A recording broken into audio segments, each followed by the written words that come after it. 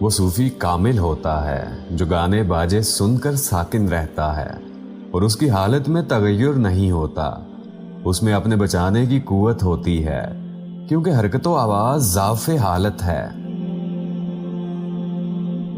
حضور اکرم صلی اللہ علیہ وسلم نے جب حضرت علی علیہ السلام سے فرمایا کہ میں تم سے ہوں اور تم مجھ سے ہو، تو حضرت علی علیہ السلام نے رقص کیا اور کئی بار عرب کی عادت کے مطابق پاؤں زمین پر مارا. اور جب حضور صلی اللہ علیہ وسلم نے حضرت امام حسین علیہ السلام سے فرمایا کہ تم صورت و سیرت میں میری طرح ہو، تو انہوں نے بھی خوشی سے رقص کیا. جو رقص کو حرام کہتا ہے وہ غلطی پر ہے.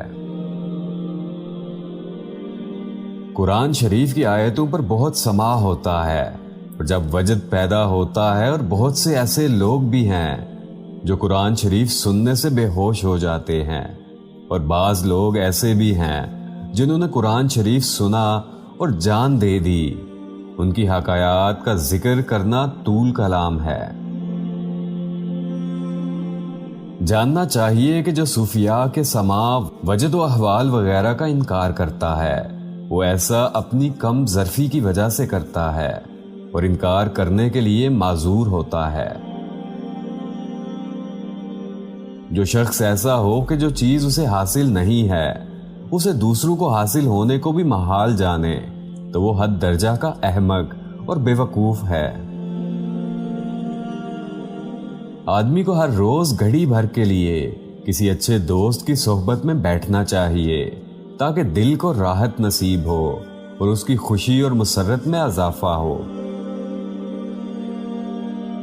اگر کوئی شخص کسی ایسے آدمی کو تعلیم دے جس کا مقصد اس سے دنیا کی طلب ہو، تو اس کی مثال ایسی ہے کہ ایسے شخص کے پاس شمشیر فروخت کر دی جائے جس کا مقصد راہزنی ہو.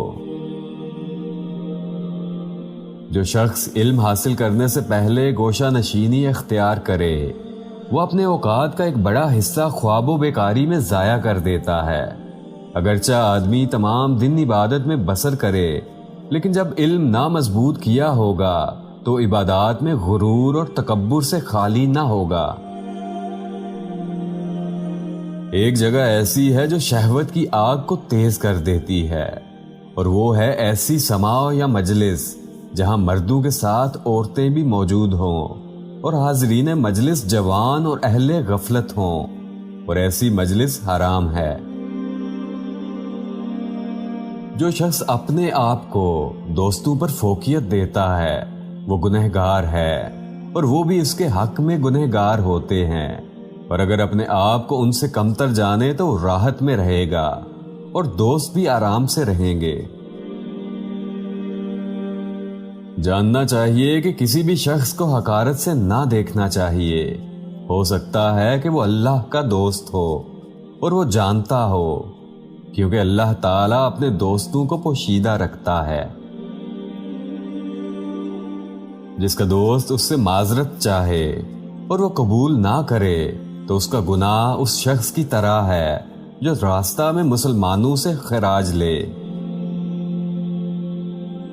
اگر تیرا دوست تنہائی میں تجھے تیرے عیوب سے آگاہ کرے، تجھے چاہیے کہ تو اس کا احسان مانے اور غصہ نہ کرے، کیونکہ یہ ایسے ہے کہ جیسے کوئی شخص تجھے آگاہ کرے کہ تیرے کپڑوں میں سانپ ہے، تو اس کی بات پر غصہ نہ ہوگا اور اس کا مشکور ہوگا. دوستی اس شخص سے کر جو تیرے حال سے اتنا واقف ہو جتنا کہ خدا واقف ہے، اور جیسے کہ خدا نے تیرے رازوں کو چھپایا ہے وہ بھی چھپائے.